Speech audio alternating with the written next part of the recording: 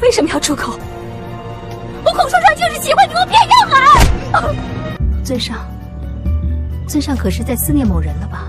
这不是你该问的问题。对了，你的伤好些了吗？双儿的伤已无大碍，多谢尊上关心。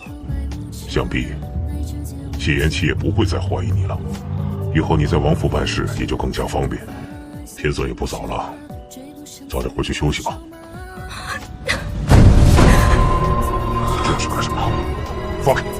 我不放。难道你还不明白双儿的真心吗？放肆！难道你嫌弃我？我早就跟你说过，你我是不可能的。为什么？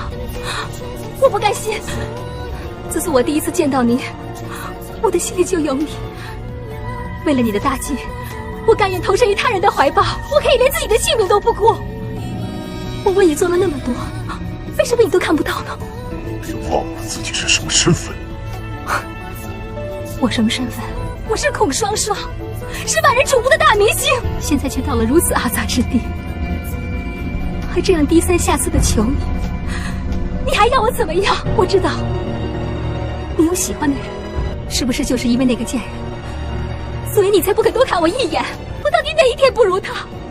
为什么你们一个个的心里都只有他？住口！你想要所有的人都听见吗？我为什么要出口？我孔双双就是喜欢你，我偏要喊。你是不是想死？我告诉你，你只是我的一颗棋子，我稍微有力，你就灰飞烟灭。你不是想帮我做事吗？我给你机会，明天你去指证谢元辰，时间地点你自己选，用你自己的方法。若是你办不成，就不要来见我。双儿此次来，是给二王爷带来一条妙计，可以置谢延琪于死地。说来听听。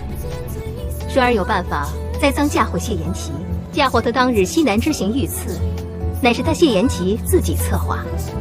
虽然当日刺杀谢延琪的刺客全部都已身亡，双儿可以让孟姜假扮唯一逃出来的人，当面指证谢延琪。只要什么？只要双儿能当面见到当今圣上。什么？你要面圣？只要双儿能面圣，皇上必会相信，双儿便以此为证。双儿此计甚妙啊！不可。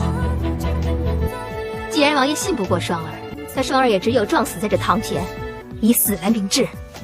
且慢，王爷，双儿他一片赤诚，你可要早做决断啊！好，双儿还有一事。说。双儿希望王爷此事过后，能够杀了孟姜。此事不用你说，本王自然不会留他活口。孟姜，许久不见，双双姐还是这么漂亮啊！这里不是说话的地方，你跟我来。你也不怕别人看见？看见，老子宰了他！你还真拿自己当土匪了？双双，我看你不也演得挺带劲儿的吗？正所谓人生如戏，戏如人生，做什么事都得认真点，对吧？哎呀，我问你个事儿。完事再说，我等不及了。你给我听好了。你还拿起来了你啊？哎，我问你个事儿，你知不知道尹廷荣为什么非要待在三王府？这事儿你算问对人了。你知道？重点是我在他们乐天斋安插了一个卧底，这个卧底曾经告诉我，有次他们谈话说到了穿越的关键。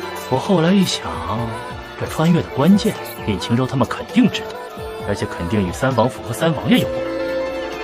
原来是这样，所以你千万不要阻拦他们，等我们都回去了，再收拾他也不急。我这知道的也都告诉你了，咱俩是不是应该认真点儿？哎呀，我有事让你帮忙，只要你答应我，我自然应你。好，大明星都说话了，甭说是1件，就是10件，老子也应了你。行，那你等我通知吧。好。哎呀，干嘛呀？又怎么了？去找间客栈嘛。哎呀，走，快点！